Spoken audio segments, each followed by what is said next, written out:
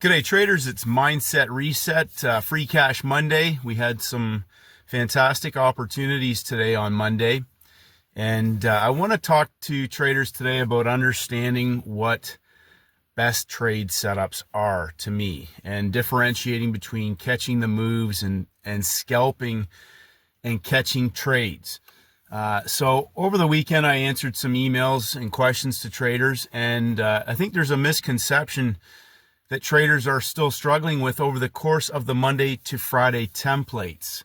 We have 3-day setups, we have 3-session setups, and culminating into a Monday opening range of the week, a new timing cycle, a brand new template that goes Monday to Friday. There are other opportunities that can tie in 3-day setups within that, but Monday, Wednesday, Friday is a template. Monday's the opening range. Tuesday typically will expand the range. Now we can see day one runners, which we'll talk about again in a moment. And I am going to do a technical video later. So for traders who are just hearing this for the first time, who say it would be a lot better if you went over the charts, there's 1,000 videos going over the charts talking about the same thing. And why is it the same thing? Because the same things show up again and again and again. Now I want to emphasize something really important, because 50% of people will get chopped up before Wednesday. They'll get chopped up, they'll damage their account, they'll might even blow out their account on a Monday trying to counter trend a day one runner. The price action on each and every day is not going to be the same because of what type of template the overall weekly template may be setting up in. Now, I talk about front side and back side because there are different types of opportunities driven by other time frame traders. So again, often traders, like I read a comment this morning from one trader where he lost 4%, he said, of his account, and New York wasn't even open yet. Now, again, behavior of the trader. What is your best trade setup? Now, there's another trader who comments, well, yeah, if you trade this every day, you'll get chopped up. Now, again, I'll emphasize to that trader, do you even know, number one, what is a best trade setup? Because if you've got 5 charts open and they're all marked with levels and you're waiting for something to catch a move, that is not trading a specific setup. That is you trying to take trades. And there's a big difference. So if I have 5 candidates on a day that meet criteria, for example, there's Monday morning trades in Asia that have a very specific criteria of how they close on Friday night, that can offer me a best trade candidate on Sunday night, my time, for the Asian session. But there's specific criteria. Once that market starts trading and they open up on Monday morning in Asia, which one clearly meets the criteria that I'm looking for? And if there's a couple, I usually only trade one. I don't try to catch this one and catch that one and grab the bottom of this one and sell the top of that one. I'm looking for a parabolic setup that's going to give me 5, maybe 10 times my risk on a trade, depending on where it falls within the template and the type of opportunity that it's going to give me. So be very clear on what I'm saying to you, and that is, know exactly what a best trade setup is. Tuesday typically expands the range. If we have a day one runner that establishes a large range on a Monday, we may now be in a template that goes sideways and gives a backside of the week session trade. Could be parabolic, 50 pips, 100 pips, whatever, depending on the market that is. But if day 2 expands the range, Wednesday is the midpoint range of the week and the reset. Now, I say this every single week. It's the reset. And that starts a new day count heading into the closing range of the week. Day 1, day 2, day 3. Now, I know there's people out there talking about smart money concepts, trading gaps, putting limit orders at the high before major red news, and then they wonder why they blow their account out. You aren't listening to what I'm trying to tell you. Find 2 or 3 of the best candidates. First green day, first red day, inside bar trades. Inside bar can be a signal day with a first red day or first green day signal attached to that for a parabolic opportunity.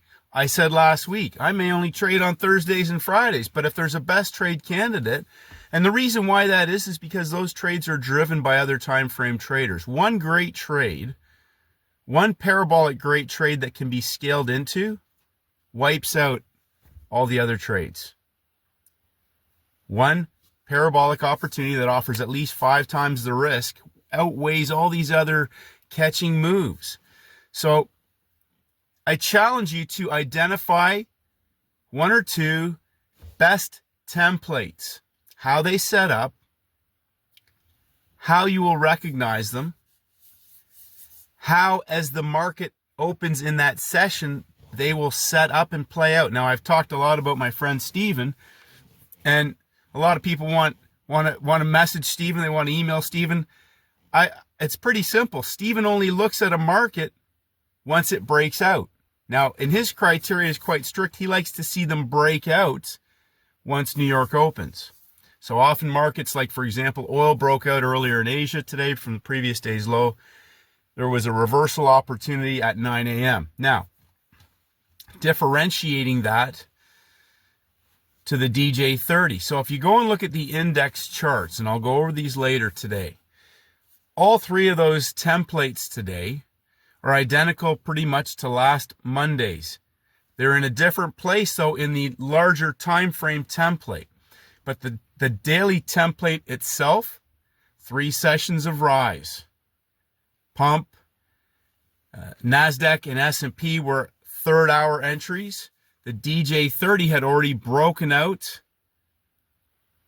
and pumped up in a nice, as Peter Brandt would call it, a pattern within a pattern, breaking down right at the 9:30 New York Open for a parabolic 100 pip collapse outside of the previous day's range.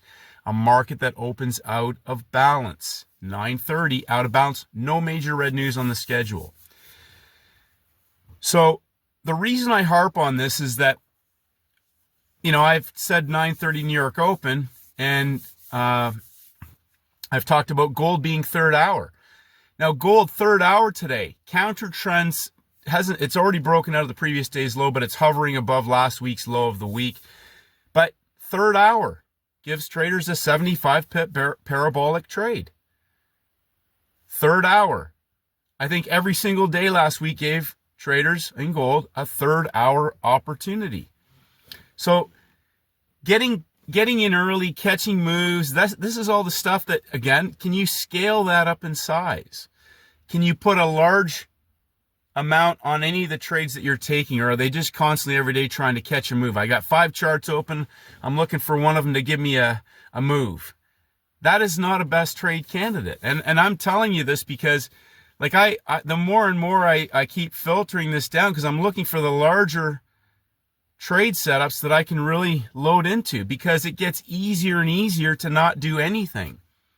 But when you get a high of the week opportunity, like on the DJ30 on a Monday, okay, high of the week, look at that template. That's a first red day template. It's all outside of the range and above closing price. It may close at the closing price. I don't know, but it's a first red day template day.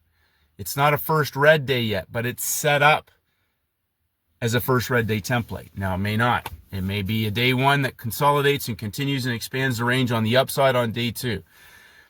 Day 1, day 2, day 3. We can get 3 days of breakout traders.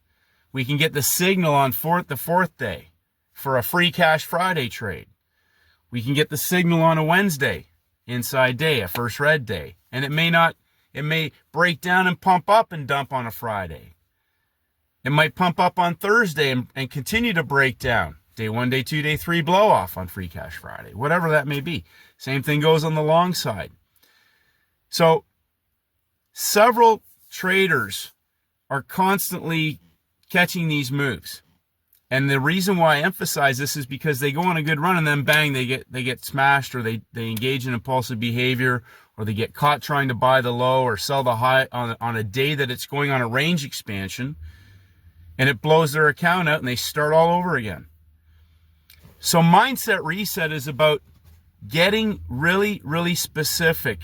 1% better every day is about peeling the onion back on whether it's the behavior of the trader, whether it's removing the poor 50-50 trades out of your playbook. Trades and trade setups are not the same thing. So when people ask me questions about, stuff that I have no understanding about, I keep saying, what setup is it? What setup are you trading? What setup are you trading? What is the setup? Because you should only, this is again me talking. Why would you not want to just take trades where it's easy to make money on and learn to scale them up in size? And I'll tell you one of the main reasons why, which is one of the number one killers of traders and trading accounts, is impatience. How can you lose 4% before New York is even opened? Unless you've taken a best trade setup in Asia. Best trade setup, not take a trade. What setup was it? Is it going to show up again? The same setup on any instrument based on that criteria. Maybe not for 2 more weeks, but if it gave you 75 pips in 30 minutes that could be scaled into, and it shows up every 2-3 weeks, why wouldn't you hit that trade setup? Same thing goes for London. A day 2 range expansion, I think, is the most common parabolic trade I see in London. Day 2 expands the range, and it's typical to see London do that. And I want you to think about this, is because if we have a 3-session setup on a Friday that closes out the week, think about how they lift it throughout the week. Asia, London, New York's caught up high often on days, or down low often on days. Like gold today, for example, the U.S. session's down low. Okay, you're forced to try and cherry pick the bottom, or sell with the trend. Those types of situations. But we still got 4 more days for this market, and it's going to give, guaranteed, a couple of parabolic trades worth 150 pips that'll go vertical very quickly. So my point is this: don't spend all your bullets on the front side of the week unless you have a best trade candidate that can be scaled into, that's driven by other time frame traders. If you're going to trade something and it's 3-star, and it's, probably going to, because it's Monday, right? Opening range of the week. So I will say this in closing. I keep saying this. Get really specific. I know that traders are trying to catch moves each day and make money every day. But I challenge you, I guarantee you there'll be some huge moves this week. And some traders are going to get chopped up. And this, there's a couple of traders that they're still here on the channel, and all they do is bitch and moan. Now I want you to, and hopefully you're going to hear me say this today. You're still bitching and moaning, but the market is still doing first red day, first green day, inside days, and parabolic moves every single week. Day 1, day 2, day 3. So what is it that's stopping you from getting better? Is it the behavior of the trader? Is it your lack of understanding of timings, levels, behavior of price when you have a best trade candidate set up? Everything is in the playbook. Everything. There's nothing new. I don't keep adding stuff, and I'm not selling a course where I add stuff in after I learn something new and change it. Okay? Everything's free pretty much in the library. Everything you need is in this playlist. It is all there. The playbook was designed to create a more regimented process for traders to step back and follow and be patient and have an understanding that taking 2 or 3 parabolic trades a week can significantly compound your account. There is no rush. Taking trades every day versus taking best trade setups every day is a big difference. Gold has volatility, and that's the allure that attracts traders to it. So do the indexes. So does oil. I can tell you right now, oil to me there was only 1 good trade on oil last, 2, depending on if you traded Asia's. Beautiful short squeeze Friday morning. Day 1, day 2, day 3. But if you don't know what you're looking for specifically, you'll just keep trying to trade movement. And at some point, movement can be your undoing. So important to understand that. But if you trade scalable, reproducible setups that you know meticulously how to enter, manage your risk, scale into, manage the trade, extract profits, and lock in the maximum amount of a winning trade, especially ones that DCB, they don't come back. And there's a reason why they don't come back on that day. So If you're struggling or you're lacking consistency, be patient. Learn to step back. Learn to look and just be patient and let the market move all over. Monday, Tuesday, Wednesday, whatever. Let it move all over until you start to see which instrument is actually going to give you one great trade for the week. Now, I know there's lots of movement on the indexes. I know we can get 2 or 3 great trades. Last week on the indexes was fantastic. Same with gold. Gold's been handing money out. But as I've mentioned, study gold, if you're not familiar with it. Catching moves, chasing the movement, chasing the candles, not understanding what type of day it is, what day it is, can ultimately lead to you blowing out your account. My goal has always been, number one, I got to filter, I got to manage myself and the behavior of myself and put in a process in place to help eliminate any self-sabotaging behavior. But then peel all the garbage types of trading out, regardless of how much volatility a market has. Which market do I have a 90-10 money-making setup starting to evolve? Whether it takes 3 days, whether it takes 3 sessions, 3 hours, high week, low week, whatever that opportunity presents. Is there any major red news on the calendar? How could news affect this situation today? Is it a Wednesday? Well, maybe the news is part of this larger template that's going to play out over the week. Maybe it's not going to give me a best trade instrument, which is why I follow a basket of about 20. Because I can guarantee you, as I say, 3 to 4 parabolic scalable trades. If I wanted to just take 4 or 5 trades a day to catch as many moves as I can, how are you going to scale that in size? Now, if that's not your goal, that's okay. And let me always repeat the phrase, whatever you're doing, if it's making you money, and when I say making money, I'm talking about you don't have to do anything else. You're making the money there. That's your job. And if it's supplementing your income and you're growing that slowly, keep doing that. But if you want to keep peeling that back and be able to step back and take less trades with more size, understand where those candidates set up. Catching moves is not my goal. That is the last thing I want to do, is catch a move. I'm looking for scalable opportunities. And I say that repeatedly because that is what I do. So my mindset is which market is set up today? And if there isn't, is this just going to be a session trade? Okay, then that's it. I walk away. I don't hang around and keep trying to trade. I don't come back in the afternoon. That's me. And I'll tell you in closing why, because I know that ultimately the traders that are doing that, and that isn't their full-time job, they're going to end up doing damage at some point. They like to trade, FOMC or this or that, or there's no size. You're scalping with no size. And that's great that you caught the high and caught the low, but is that really a trade? Is that really a trade, or is that just me catching the movements? Because there's a big difference.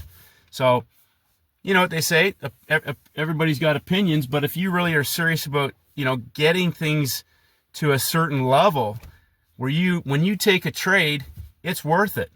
It's worth it. And then you understand, okay, that's the trade today, maybe for the week. And that's it. Why come back and try to catch the moves and show everybody, how many pips you got and how smart you are?